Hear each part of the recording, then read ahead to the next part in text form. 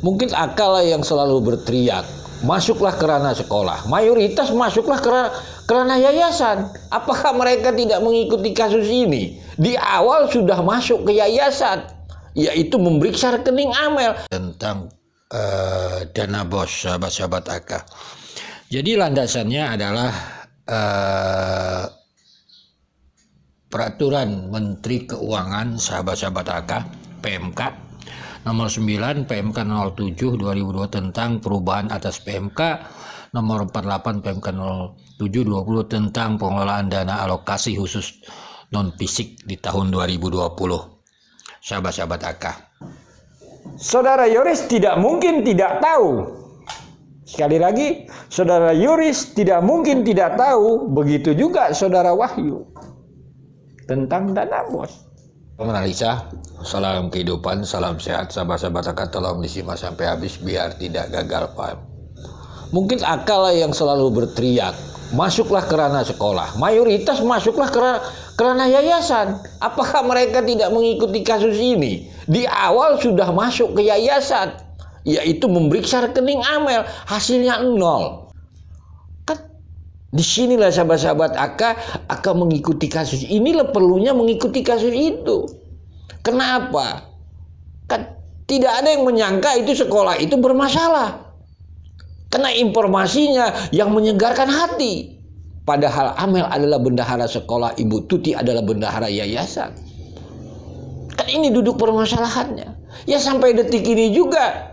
Karena tidak masuk seutuhnya ke ranah sekolah. Kalau dia masuk utuh ranah sekolah, udah selesai ini kasus. Ini analisa AK. Jadi dahulu juga sahabat-sahabat AK sudah masuk ke yayasan. Tapi dia terhenti karena Amel meninggal. Kan ini substansinya. Yang AK bilang itu, apakah Yosef dan Yoris ini jujur? Kan seperti itu.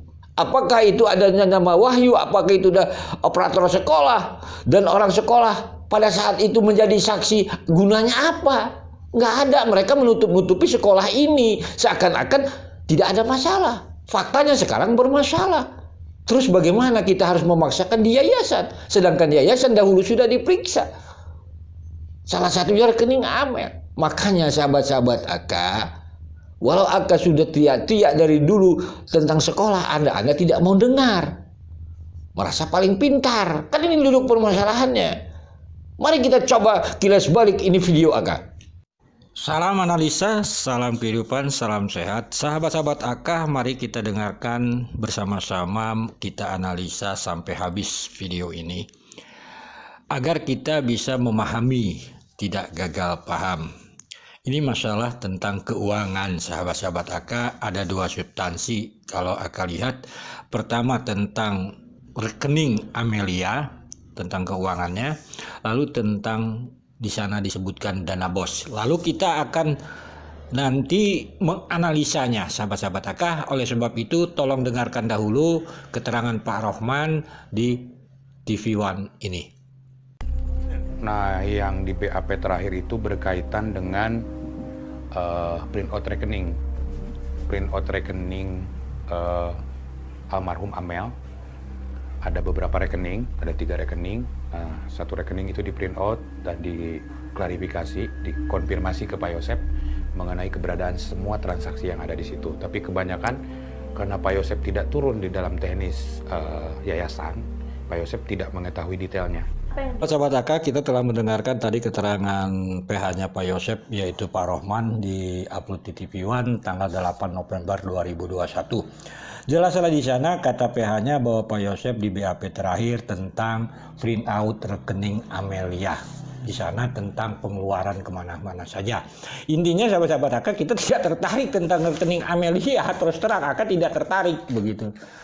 Kan begitu sahabat-sahabat AK, sebab di sana juga kita tidak mendengarkan dari mana uang masuk Amel. Bisa uang masuk ke rekening Amel, apakah sudah dibahas? Jadi di sana jelas bahwa AK memandang, menganalisa sampai sekarang bahwa BAP siapapun mungkin belum ada menyentuh rekening sekolah. Karena terakhir Pak Rohman mengatakan tentang hanya rekening Amel. Sebab nanti kita akan bahas tentang rekening sekolah, sahabat-sahabat AK. Kan begitu sahabat-sahabat AK. Lalu sahabat-sahabat AK, Pak Rohman di sana berbicara tentang dana BOS. Yang ditanyakan oleh reporter tentang pencairan isu 230 juta. Di sini yang lebih menariknya sahabat-sahabat AK. Sebab pemerintah menyalurkan keuangan dana BOS bukan ke rekening satuan orang per orang, tetapi satuan sekolah. Itu pasti masuk ke rekening satuan sekolah. Sudahkah diperiksa rekening satuan sekolah tersebut? Kemana uang BOS? Mencari uang BOS bukan ke rekening Amel. Dari rekening satuan sekolah itulah ketahuan siapa yang mengambil uang BOS. Dan uang itu disalurkan kemana? Tetapi kalau kita lihat dalam kasus ini, yang dibahas hanya rekening satuan perorangan. Karena kita memahami bahwa uang BOS masuk ke ranah satuan sekolah, bukan ke ranah satuan perorangan. Bisa tentang rekening Amel, rekening korannya, maupun nanti kita coba sedikit membahas rekening koran sekolah. Sebab di sini tidak terlepas daripada Amel sebagai mantan bendahara sekolah SMP dan SMK yayasan tersebut. Kita akan menguji tentang analisa tentang dana BOS, sahabat-sahabat AK. Jadi landasannya adalah Peraturan Menteri Keuangan, sahabat-sahabat AK, PMK nomor 9 PMK 07 2002 tentang perubahan atas PMK nomor 48 PMK 07 20 tentang pengelolaan dana alokasi khusus non fisik di tahun 2020. Sahabat-sahabat AK. Di sana ada perubahan, sahabat-sahabat AK, penyaluran dana BOS langsung dari rekening kas umum negara ke rekening kas sekolah. Jadi di kas negara, sahabat-sahabat, pusat langsung ke rekening satuan sekolah. Beda dengan peraturan nomor 48 PMK 027 2021 tentang pengelolaan itu. Di awal adalah sebelumnya penyaluran melalui kas negara langsung ke Pemda, dari Pemda lah langsung ke sekolah. Lalu sekarang lebih mudah lagi, dari pusat langsung ke satuan sekolah. Disinilah yang sering kita bahas itu problem, sahabat-sahabat AK. Karena pada saat itu hanya memakaikan aplikasi-aplikasi, data devodik, Arkas, Siplah, dan sebagainya. Ini garis besarnya, sahabat-sahabat AK. Jadi kita memahami penyaluran langsung dari pusat ke satuan sekolah. Sahabat-sahabat AK, ini yang harus kita pahami. Oleh sebab itu, mari kita menganalisa tentang rekening Amel. Sahabat AK, jadi cerita ini dalam analisa AK, kata Rohman, itu lebih bagian keuangan dan pembayaran. Siapa bagian keuangan dan pembayaran? Tentunya adalah bendahara. Siapa bendaharanya? Tentunya Amelia, sahabat-sahabat AK.